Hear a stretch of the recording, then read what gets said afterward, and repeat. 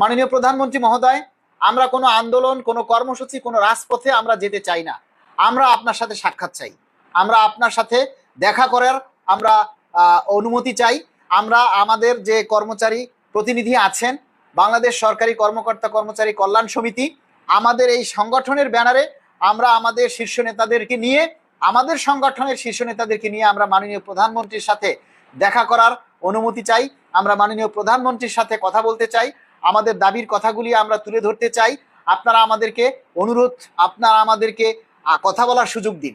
মাননীয় প্রধানমন্ত্রী আপনার সাথে দেখা করে, আপনার সাথে সাক্ষাৎ করে আমাদের কথা বলার, আমাদের দাবির কথাগুলি আপনার সামনে উপস্থাপন করার সুযোগ দিন। আমরা কোনো কর্মসূচিতে যেতে চাই না, আমরা রাষ্ট্রের ক্ষতি হোক এমন কোনো কাজে আমরা যেতে চাই না, রাষ্ট্রের সম্মান ক্ষুণ্ণ হোক কিংবা রাষ্ট্রের জন্য হুমকি স্বরূপ হোক এরকম কোনো কর্মসূচি আমরা দিতে চাই না। কেননা সবার আগে আমার চাকরি, আমার এখন যে চাকরিটা আছে আমার সেটার প্রাধান্য হলো আগে। আমি অন্যায় কাজ করতে গিয়ে আমি আমার চাকরির উপরে হুমকি আনতে পারি না।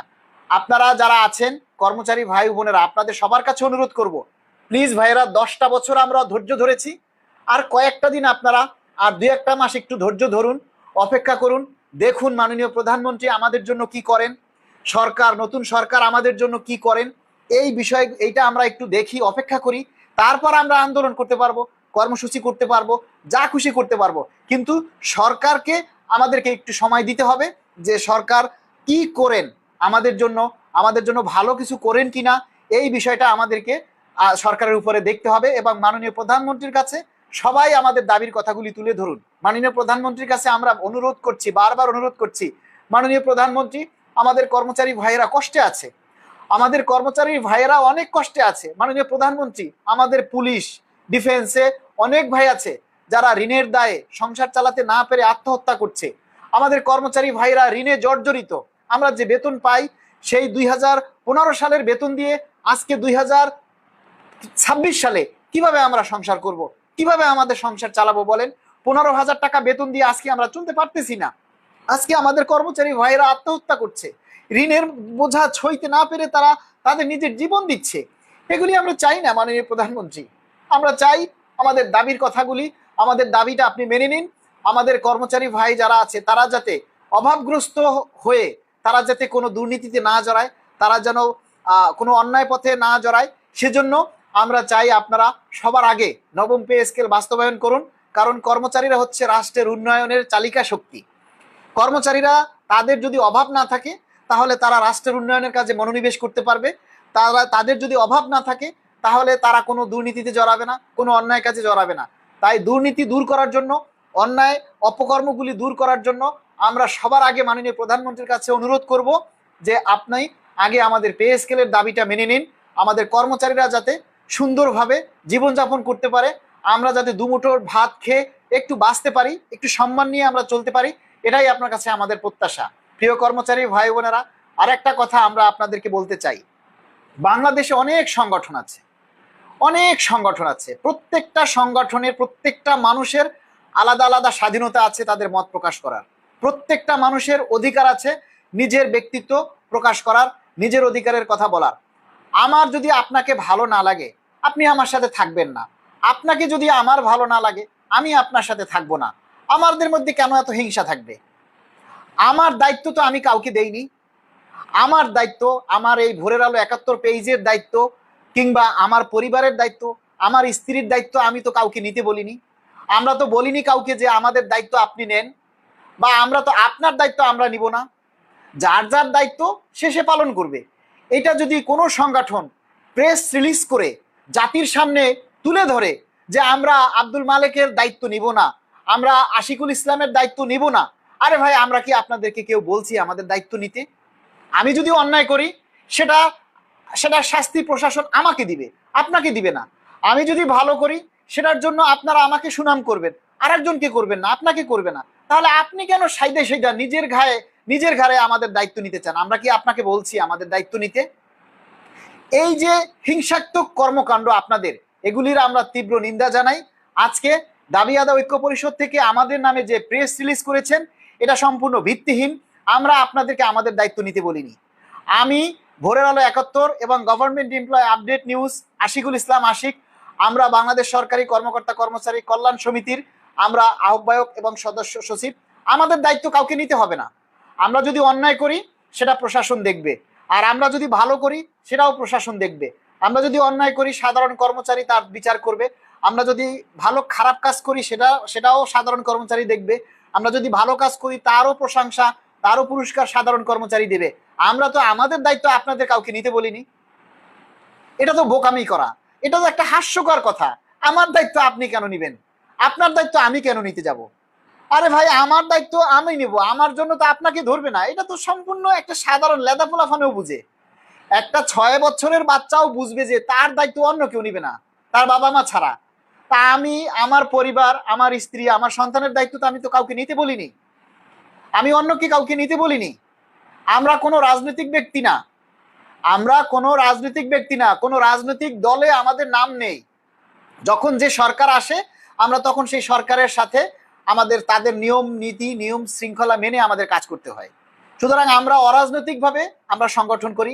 বাংলাদেশ সরকারি কর্মকর্তা কর্মচারী কল্যাণ সমিতি সম্পূর্ণ অরাজনৈতিক একটা সংগঠন, যেটা কর্মচারীদের ন্যায্য অধিকার আদায়ের জন্য কাজ করবে এবং তারুণ্যের শক্তিকে উজ্জীবিত করার জন্য, তরুণদের নেতৃত্বকে উঠিয়ে নিয়ে আসার জন্য, তরুণদেরকে নেতৃত্ব দেওয়ার জন্য আমাদের সংগঠন উন্মুক্ত।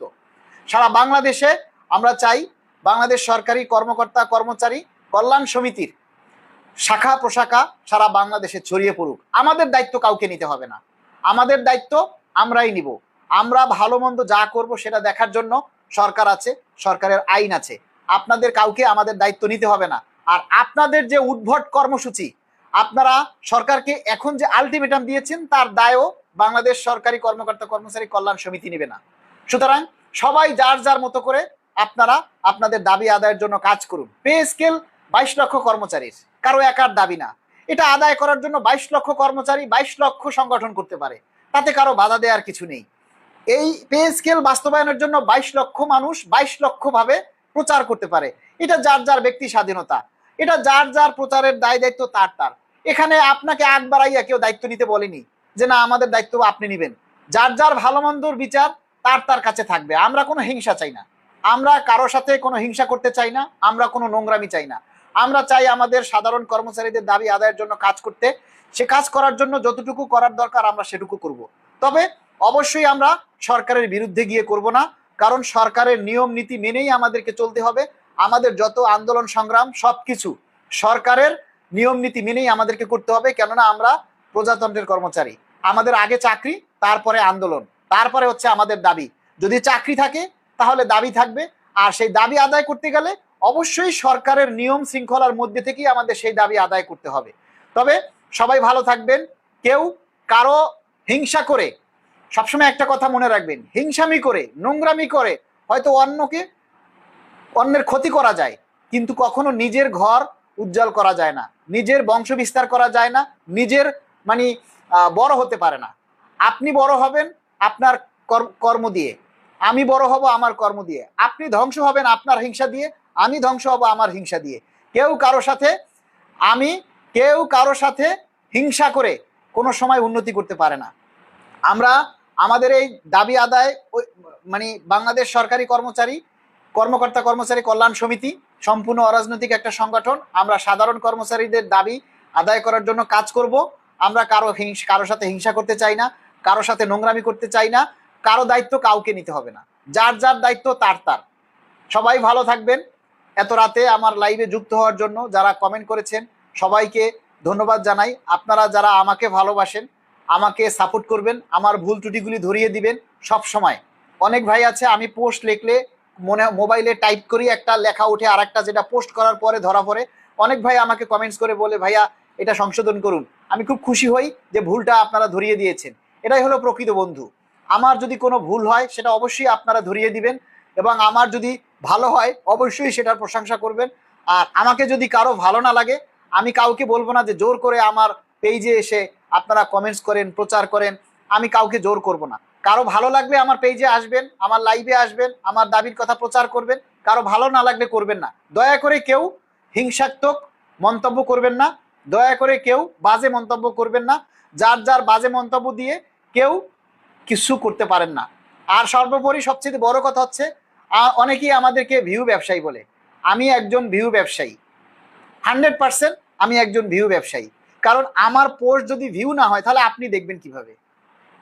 আপনি যদি প্রচার না করেন তাহলে আরেকজনে দেখবে কিভাবে? আমার পেজে যদি আমি প্রাইভেট লিখে দেই তাহলে আমার পেজের পোস্ট শুধু আমিই দেখবো, আর কেউ দেখতে পাবে না।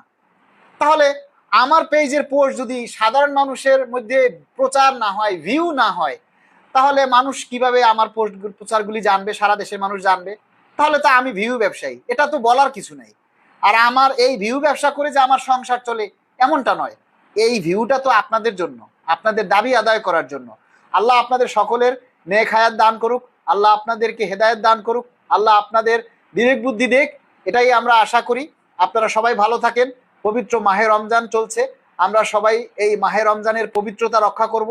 শুধু না খেয়ে থাকলেই রোজা হয় না, অন্যের দোষ ত্রুটিগুলি এড়িয়ে চলবেন, অন্যের ক্ষতি করবেন না, অন্যের উপরে হিংসাত্মক মনোভাব করবেন না। আপনি সারাদিন কুত্তার মতো, একটা কুকুরও যেমন না খেয়ে সারাদিন উপোস থাকে, আপনিও যদি সারাদিন না খেয়ে উপোস থাকেন তাহলে এটা কোনো রোজা হয় না। রোজা হবে তখন যখন নিজেকে আত্মসংযম করবেন। নিজে যখন আপনি আত্মসংযম করবেন তখন হইল রোজা। আপনি আপনার নিজের সিয়াম সাধনা করবেন এবং নামাজ রোজা করবেন, অন্যের ক্ষতি হয় এমন কোনো কাজ করা থেকে আপনারা সবাই বিরত থাকবেন।